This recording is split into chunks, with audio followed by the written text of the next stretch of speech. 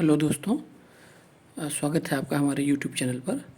और चूँकि हम लोग काफ़ी दिनों से किसी अ, इतिहास की विषय का या अन्य विषयों की किताबों का रिव्यू नहीं कर पाए हैं, तो आज हम आप लोगों के लिए लाए हैं। उपिंदर सिंह की ये किताब है, जैसा कि आप देख पा रहे होंगे। बहुत कलरफुल, बहुत अच्छी किताब है। प्राचीन एवं पूर्व मध्यकालीन भारत का इतिहास, पाषाण काल से लेकर 12वीं सदी तक, पियर्सन पब्लिकेशन से ये आती है। तो हम लोग ये समझते हैं कि उपिंदर सिंह की किताब, जो उपिंदर सिंह, पहली बात तो ये हमारे पूर्व प्रधानमंत्री मनमोहन सिंह की बेटी जी हैं और उनके द्वारा ये किताब लिखी गई है। बहुत रिसर्च के बाद आई किताब और गाइड में फ़र्क है, ये आप लोग समझिए धीरे धीरे। तो इस तरीके से हम हमारा आज का जो मेन वीडियो है, छोटा सा वीडियो है, और इसमें हम ये जानेंगे कि इस किताब का हम अच्छे से उपयोग किन परीक्षाओं के लिए कर सकते हैं और किन परीक्षाओं में हम इसका उपयोग ना करें। और दूसरा चीज़, ये किताब में ऐसा क्या है जो अन्य दूसरी किताबों में अच्छा नहीं है, तो या उसमें कुछ कमतर दिया गया है, क्यों ये दूसरी किताबों से ये बेहतर किताब मानी जाती है। तो आज हम इसके बारे में समझते हैं। देखिए, असिस्टेंट प्रोफेसर, नेट, जीआरएफ, इन सब के लिए ये बेजोड़ किताब है। आपको एंशिएंट हिस्ट्री और पूर्व मध्यकालीन इतिहास जानने के लिए और कहीं नहीं जाना होगा, आप इसको पढ़िए। आप अगर किसी डिग्री कॉलेज की परीक्षाएं देने जा रहे हैं तो बेस्ट बुक है, और आप किसी दूसरी जो गाइड जैसी किताबें उन पर ना जाके इस पर रिलायबल सोर्स है, इस पर भरोसा कर सकते हैं। मूल रूप से चूँकि ये किताब इंग्लिश में लिखी गई है, लेकिन ये ट्रांसलेशन है, तो कई बार ट्रांसलेशन भी लोगों के बड़े ख़राब तरीके से होते हैं, लेकिन इस किताब का ट्रांसलेशन बहुत अच्छे से किया गया है। तो हिंदी बहुत परिमार्जित है, शुद्ध है। तो इस आधार पर हम लोग ये कह सकते हैं कि नहीं, इसके ट्रांसलेशन में कहीं कोई खामियां नहीं पाई गई हैं। हिंदी अनुवाद बहुत बेहतर किया गया है। उपिंदर सिंह की बात करें तो उपिंदर सिंह दिल्ली विश्वविद्यालय में इतिहास विषय में अध्यापन का कार्य करती हैं। अब अगर क्वालिटी की बात करें तो किताब की क्वालिटी, जैसे आप लोग अगर कहीं पे भी देखेंगे तो किताब के पेजेस, किताब की क्वालिटी बहुत बेहतर है।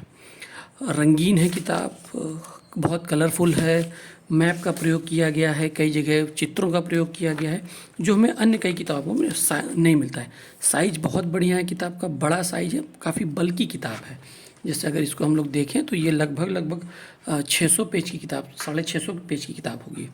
क्वालिटी अच्छी है, फ़ॉन्ट बहुत अच्छे हैं, बेस्ट हैं, अच्छे से लिखा गया है।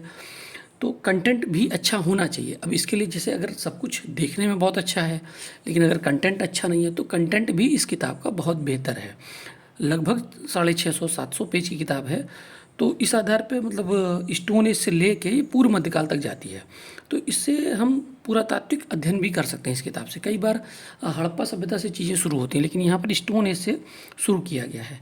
एमसीक्यूज वाली बुक नहीं है। अगर इसको आप चाहें कि नहीं एमसीक्यूज इससे सॉल्व करेंगे तो आपके नहीं सॉल्व होंगे, लेकिन अगर आप आईएएस मेंस की परीक्षा दे रहे हैं, इतिहास आपका वैकल्पिक विषय है, पीसीएस से तो स्टेट सर्विसेज है जो हमारी उत्तर प्रदेश की, वहाँ पर ऑप्शनल अब हटा ही दिया गया है। लेकिन अगर आप आईएएस की परीक्षा दे रहे हैं तो वहाँ पर ये किताब बहुत ही, उससे मतलब सीधे क्वेश्चन पूछे जाते हैं हिस्ट्री ऑप्शनल में।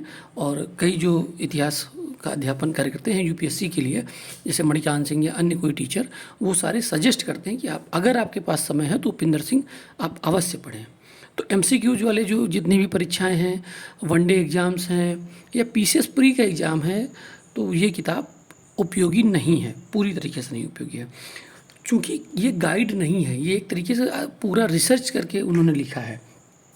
जैसे अगर आप इसकी तुलना सौरभ चौबे की किताबों से करें तो सौरभ चौबे की किताब डाटा का संकलन है, किताब ना कह के वो एक तरीके से हर विषय पे उनका प्राचीन, मध्यकाल और आधुनिक, इन तीनों पर डाटा, जितने भी डेटा हैं उनका संकलन किया उन्होंने। तो एक तरीके से वो गाइड है, कंपाइलेशन है वो, ठीक है, लेकिन किताब नहीं है। ये टेक्स्ट बुक है आपकी। इसको आप उपयोग कर सकते हैं। दूसरा, अगर हम लोग अगर इसको देखें तो इसमें पहले तो अच्छे से इन्होंने टॉपिक कवर किए हैं। इसके बाद ये जैसे आप देख पा रहे हैं, ये हमें कहीं नहीं मिलेगा। इस तरीके से रंगीन उसमें दे देना कि तिब्बत का पठार है तो पठार हमें अच्छा, ये कभी हम बताएंगे कि मैप के जो कलर दिए होते हैं वो भी अपने आप में कुछ कहते हैं। क्यों बंगाल की खाड़ी का रंग नीला ही दिखाया गया है, पठार का रंग काला दिखाया गया, इतर विषय, लेकिन जैसे इतिहास के विषय में आपको भूगोल जैसे मानचित्र मिल जाएं और आपको समझने में बहुत बेहतर हो जाए, इससे अच्छा कुछ नहीं हो सकता आपके लिए। तो ये बहुत बेहतर किताब है उसके लिए। और ये सारे साइट्स दी गई हों, ये देखिए सब कुछ कलरफुल रंगीन दिया गया है, मतलब आपको रुचिकर लगेगा। पुराणों के विषय में चर्चा है, वेद वेदांग वैदिक साहित्य के बारे में तो पूरा बताया है कि कैसे कैसे ईयर वाइज इसका बढ़ता गया है ग्राफ, कब क्या पढ़ा जा रहा था। ये पूरा पाषाण मध्य पाषाण काल युगों के आखेटक संग्राहक हैं। अब ये स्पष्ट चित्र सीधे सीधे उन्होंने लिए हैं, बहुत बढ़िया से कलेक्शन है और उसी का उन्होंने पूरा किया है। मतलब हड़प्पा सभ्यता बहुत ही अच्छी तरीके से कवर किया गया है। तो जितने भी हड़प्पा सभ्यता जैसे आपको कई जगह बहुत अच्छे से कवर नहीं होने, ये आखेटक का जोड़ा भीमबेटका में अब मिला हुआ है। अब आप ये भीमबेटका अगर आप इसके बारे में थोड़ा बहुत पढ़ेंगे, मानचित्रों का अध्ययन करेंगे, तो आप अगर कहीं से टिप्पणी आती है कि भीमबेटका के बारे में आप 150 शब्दों पर टिप्पणी करें, तो आप ये चित्र भी ऐसा नहीं कि बहुत कठिन है, आप इसको कॉपी कर सकते हैं वहाँ पे। इस तरीके के कुछ चित्र पाए गए हैं, क्योंकि आपसे वहाँ पर कलाकारी की उम्मीदें नहीं की गई कि आप आर्ट और ड्राइंग करें वहाँ पर। जैसे ये है, आप थोड़ा सा हम फोल्ड करके दिखा रहे हैं, ये कुठार हैं, हस्त कुठार हैं कई तरीके के, ठीक है। ये इस वजह से नेट JRF हिस्ट्री ऑप्शनल उनके लिए तो ये बुक बहुत अच्छी है, उनको पढ़नी ही चाहिए।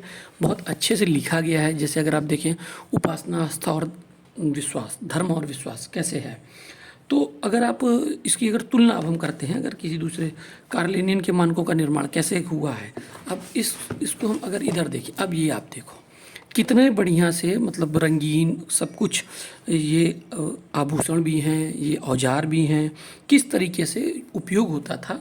तो कला, धर्म, बौद्ध, जैन, जिनका भी बड़ा बढ़िया से शासक एवं कुलीन वर्ग, तो किताब बहुत अच्छी है। रंगीन भाषा, रंगीन चित्रों का उपयोग किया गया है। लेकिन अगर आप जैसे रोमिंद्र थापर हैं और नैनजोत लाहिरी हैं, ये उनकी बुकों का अगर उनकी किताबों का अगर हम देखें, उससे तुलना करें, तो वो भी अच्छी किताबें हैं। लेकिन रोमिंद्र थापर ने उनसे ज़्यादा बेहतर काम किया है। रोमिंद्र थापर ने काम ज़्यादा हालांकि किया है, लेकिन उपिंदर सिंह ने उस काम को परिमार्जित किया है, बेस्ट किया है। जैसे अगर आप रोमिंद्र थापर पढ़ेंगे तो आपको हो सकता है मौर्यन एम्पायर या अशोक पर ही कोई एक पूरी किताब मिल जाए, लेकिन हमें हमारे काम के लिए कौन सी किताब उपयोगी है, तो ये किताब बहुत ज़्यादा उपयोगी है, हमारी परीक्षाओं के लिए बहुत उपयोगी है। सिर्फ आपको मौर्य साम्राज्य में PhD करनी है तो आप रोमिंद्र थापर के साथ जा सकते हैं, नैनजोत लाहिरी के साथ जा सकते हैं। लेकिन अगर आप वनडे एग्जाम्स देने हैं, PCS प्री निकालना है, तो आप SK पांडे पढ़ें, आप सौरभ चौबे पढ़ें, सतीश चंद्रा पढ़ें, मेंस के लिए सतीश चंद्रा पढ़ें। किसी भी व्यक्ति के पास, जिसके पास समय है, उसको इस किताब को ज़रूर से ज़रूर अध्ययन करना चाहिए। बहुत ही अच्छी किताब है। देखिए कैसे इसमें लिखा गया है, वर्ण एवं जाति, महत्वपूर्ण अवधारणाएं हैं, ये सब कुछ संकलित है, अच्छे से है। तो हमारा तो ये सुझाव है कि अगर आप लोगों के पास समय है तो आप लोग इस पुस्तक को अनिवार्य रूप से पढ़ें। अब ये देखिए, एलोरा कैलाशनाथ मंदिर पर्वत, जो कैलाशनाथ पर्वत है, वहाँ पर ये कितना अलंकरण हुआ था, किस तरीके से हुआ था, ये इतना विस्तृत चित्रण किया गया है। नागर शैली क्या होती है, द्रविड़ शैली क्या होती है, बृहदेश्वर है, तंजावुर है। अगर आप अध्ययन करेंगे तो आप समझ पाएंगे कि चीज़ें कैसी हैं। ये देखिए कांस्य प्रतिमा है, नर्तकी है। इस आधार पर धीरे धीरे अगर आप समय है और आप नए हैं अभी कंपटीशन में, प्रतियोगी जीवन में, तो आप इस किताब को अपनी लाइब्रेरी में, अपनी अलमारी में ज़रूर से ज़रूर रखें और उसको पढ़ें। धन्यवाद। अगर आपको इसी तरह की किसी अन्य किताब का रिव्यू चाहिए तो आप कृपया कमेंट बॉक्स में लिखें, हम उस पर भी रिव्यू अपना कि हमें कैसी लगती है। आपको हो सकता है इस मत भिन्नता हो इन सारी चीज़ों में, लेकिन ये किताब हमारे दृष्टि से किस प्रकार की है, इस पर हम आपके लिए जो भी किताब हो सके उस पर भी पुनः बात करने के लिए उपस्थित रहेंगे। धन्यवाद।